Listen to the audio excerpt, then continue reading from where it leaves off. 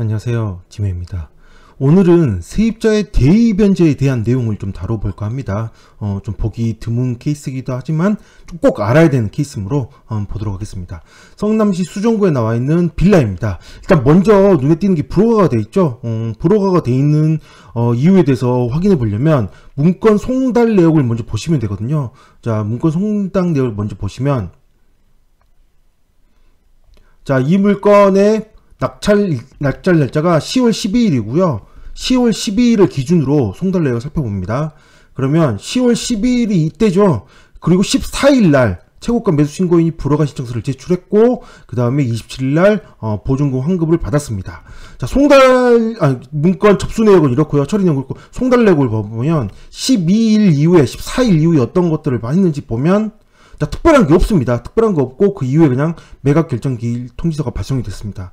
그렇다는 거는 이 매각 불허가 신청서에 제출된 거에 뭔가 있었다는 얘기로 좀 보여지거든요. 그래서 꼭 이 물건은 매각 불허가 신청서가 제출이 되었고 받아들여진 이유에 대해서 어떤 게 있는지 꼭 한번 확인을 해보시는 게 좋습니다. 물건에 문제는 없어 보이는데 일단 사진상으로 본다면 사진을 좀 열어보면 내부까지 보이거든요. 그래서 특별한 문제는 없어 보이는데 왜 불허가 받아졌는지는 나와 있지 않고 있습니다. 자, 일단 이 물건은 대의 변제에 대한 얘기를 하려고 하기 때문에 일단 불허가 넘어가고요.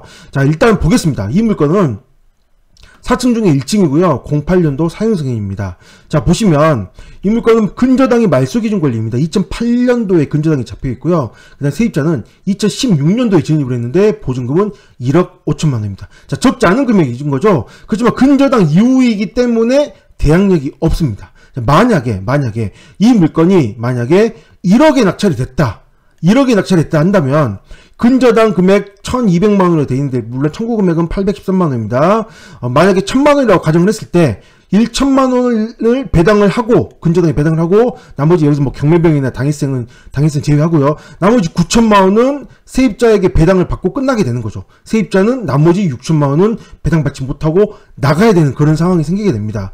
이런 상황이 된 경우에는 세입자 입장에서는 어떤 생각을 해봐야 되냐면 1억 5천만원짜리 1억 5천만원을 보호를 해야 되는데 이 1억 5천만원은 말소기준 권리 이후이기 때문에 대항력이 없다라는 거죠. 대항력이 없으므로 즉 이 근저당만 없어진다면 세입자는 대항력이 있는 세입자로 승격을 하게 됩니다. 승격을. 그렇다는 것은 곧 세입자 입장에서 손해를 일으킬 것 같다. 계산을 해봤더니 손해를 일으킬 것 같다. 그렇다면 근저당 여기 채권 최고액은 1200만원이지만 실제로 청구 금액은 813만원이죠. 실제로 남아있는 금액이 이 금액이라는 거고 그 이후에 좀 올라갔다 하더라도 뭐 800몇십만원 수준이겠죠. 그렇다면 만약에 계산을 해봤더니 내가 배당이 예를 들어 이 금액이 850만원이라고 합시다. 나중에 최종 금액이 계산을 해봤더니 이 1억 5천만원을 전액 배당을 받지 못해서 850만원보다 더 높은 금액이 손해볼 것 같다. 그렇다면 어떻게 돼요? 이 850만원, 즉 이 근저당을 세입자는 대의에서 변제를 해버릴 수 있다는 거죠. 즉 이 물건의 채무자는 근저당의 채무자는 당연히 이 집주인일 거잖아요. 집주인 대신해서 이 근저당을 세입자가 대신 갚아버림으로 인해서 이 근저당이 없어지고 세입자는 대항력 있는 세입자가 되고 이 850만원은 개인 채권으로 인해서 소유자에게 구상권을 청구하면 되는 거죠.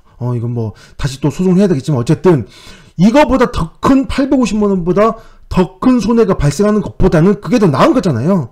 그런 상황을 바로 세입자의 대의 변제라고 할 수 있다는 거죠. 이런 경우에는 즉 이런 물건을 보실 때는 어떤 걸 살펴봐야 되냐면 일단은 먼저 1순위 근저당이 살아있는지 먼저 살펴보셔야 됩니다. 여기 같은 경우는 뭐 어차피 1순위 근저당권자 경매를 넘겼으니까 당연히 살아있잖아요. 근데 그렇지 않은 경우에는 다른 채권자 경매를 넘겼다면 말소기준 권리가 근저당이 맞는지 반드시 매각 물건 명세서를 열어보셔야 됩니다.